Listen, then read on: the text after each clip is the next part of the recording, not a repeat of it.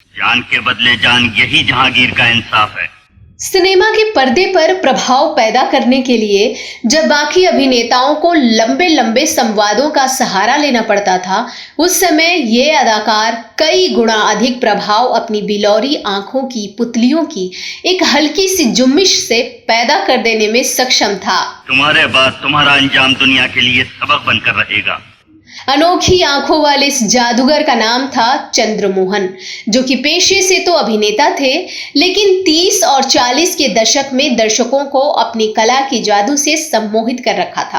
प्रकृति ने चंद्रमोहन को अति सुंदर और प्रभावशाली आंखें दी थीं, जिनका प्रयोग उन्होंने अपनी फिल्मों में प्रभावात्मक अभिनय और बेमिसाल भावनाओं को दर्शाने के लिए किया।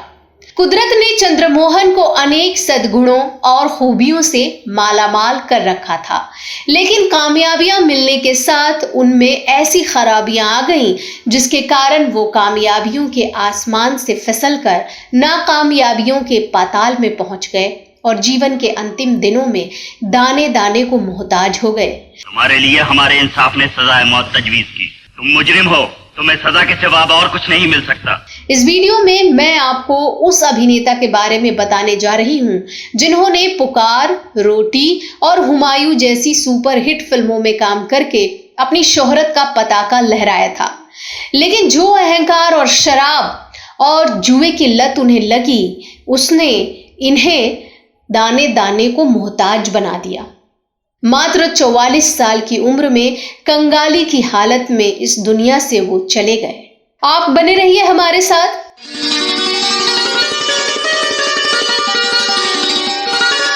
दोस्तों, चंद्रमोहन का जन्म 1905 में मध्य प्रदेश के नरसिंहपुर नगर में हुआ था। उनका पूरा नाम चंद्रमोहन बत्तल था। वो जाति से कश्मीरी ब्राह्मण थे। उनके पिता ग्वालियर में अंग्रेजी सरकार की नौकरी में थे।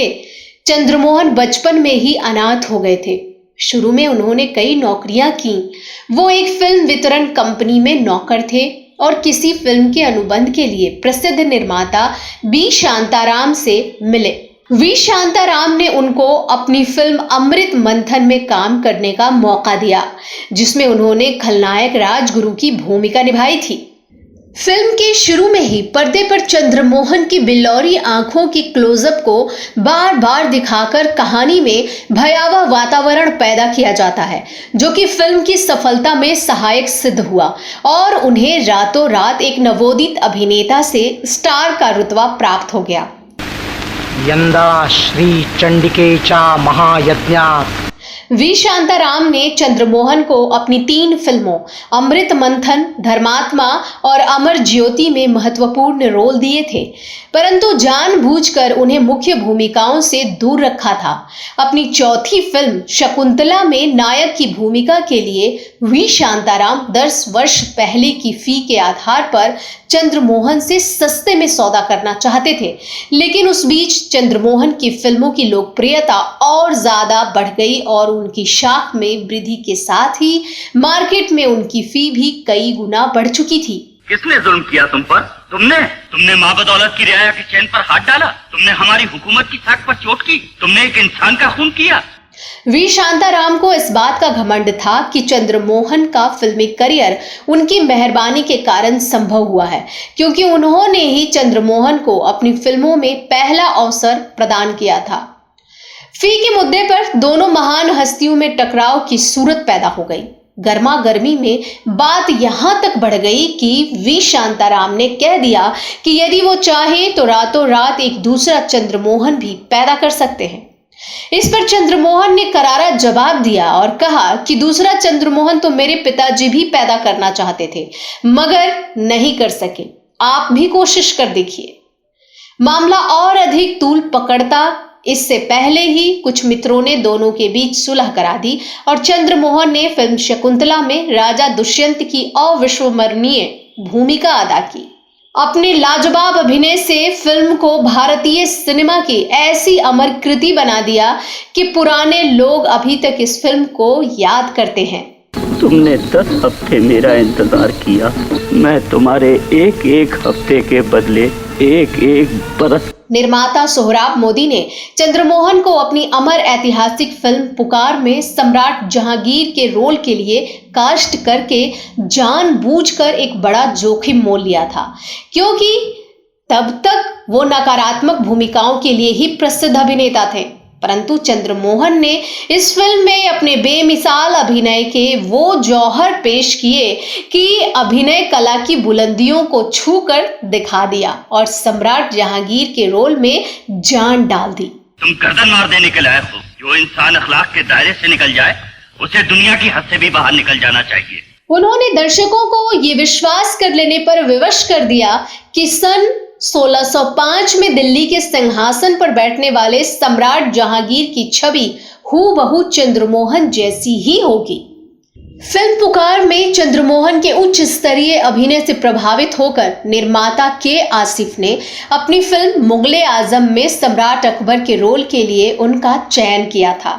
इस फिल्म में नरगिस और सप्रू अनारकली और सलीम के रोल में थे। फिल्म की 8 रीलें फिल्माई जा चुकी थीं, लेकिन शराब की लत के कारण चंद्रमोहन की मौत हो गई और जितनी फिल्म बन चुकी थी वो सब नष्ट करनी पड़ी। कुदरत ने चंद्रमोहन को अनगिनत खूबियों से नवाजा था। वो अपनी आंखों की चुंबकीय शक्ति के माध्यम से हर प्रकार की भावनात्मक अभिनय में सक्षम थे। उनके चेहरे के उतार चढ़ाव के साथ उनकी आंखें भी संवाद बोलती थीं। कहानी की आवश्यकता के अनुसार अपनी आवाज तथा संवादों की अदायगी के अंदाज को ढाल लेने में उन्हें अपार दक्षता प्राप्त थी। जहां प्रकृति ने उनके व्यक्तित्व को अनेक सद्गुणों और खूबियों से मालामाल कर रखा था, वहीं उनके स्वभाव की संरचना में कुछ अवगुण और दोष भी संजो दिए थे। कुछ अज्ञात कारणों से उन्होंने विवाह नहीं किया था। उनका कद भी कुछ कम था, परंतु उन्होंने इन कमियों को कभी अपने काम में रुकावट नहीं बनने दिया। अनुभवी कैमरामैन उनके दृश्यों का चित्रांकन ऐसे ढंग से करते थे कि ये कमियां नजर से छुप जाती थीं और उनका व्यक्तित्व कद्दावर और रौवीले अंदाज में पर्दे पर छा जाता था। लोकप्रियता की सीढ़ियां चढ़ने के साथ ही चंद्रमोहन के स्वभाव में कई प्रकार की खराबियां पैदा हो गई थीं। उन्हें घुड़दौड़ और जुए का चस्का लग गया था और विभिन्न प्रकार के नशे की लत में लिप्त हो गए थे। फिल्म शकुंतला की सफलता ने चंद्रमोहन को बेहद घमंडी बना दिया था। अपने आप को सबसे बड़ा मानने और बढ़ते अहंकार के कारण उन्हें फिल्मों में काम मिलना कम होता गया। नशे की लत की वजह से धीरे धीरे घर का सारा सामान बिक गया। काफी धक्के खाकर उन्हें कुछ सद्बुद्धि आई थी। तब तक काफी देर हो चुकी थी और मदिरा पान की अधिकता के कारण वो जिगर की खराबी के शिकार होकर लीवर सिरोसिस के रोग से ग्रस्त हो चुके थे। अपनी गरीबी के दौर में उन्होंने बड़ी कठिनाइयां झेली। शराब के मामले में अपनी मनपसंद ब्रांड स्कॉच विस्की से उतरकर देसी ठर्रे पर आ गए थे। चंद्रमोहन पूर्णतः नास्तिक व्यक्ति थे। वो भगवान के अस्तित्व को नहीं मानते थे, परंतु अंतिम दिनों में वो देवी माता के भक्त बन गए थे और मंदिर, मस्जिद, चर्च जैसे धार्मिक स्थलों पर आने जाने लगे थे। वो बुरे समय के लिए पैसा बचाकर रखने में कायल भी नहीं थे। यूं तो उन्होंने 30 से भी अधिक फिल्मों में अपनी मनमानी शर्तों पर काम किया और बेहिसाब दौलत कमाई, मगर जुआ, शराब, घुड़दौड़ और अन्य शाही खर्चों के कारण उनकी धन दौलत उनका साथ न दे सकी। 1946 तक वो अपनी जीवन भर की जमा पूंजी स्वाहा कर चुके थे। परिणाम स्वरूप एक कंगाल व्यक्ति की मौत मरे। मार्च सन 1949 में केवल 45 वर्ष की आयु में इस महान कलाकार का निधन हो गया। उनके अंतिम संस्कार के खर्चों के लिए पैसों का कोई प्रबंध नहीं था, इसलिए उनका भुगतान सिने आर्ट एसोसिएशन के कोष से किया गया। तो दोस्तों, आप चंद्रमोहन के बारे में क्या कहना चाहते हैं? ये वीडियो आपको कैसा लगा जरूर बताएं।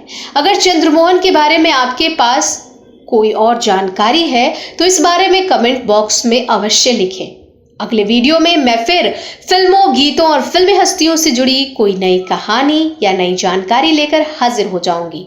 तब तक के लिए नमस्कार।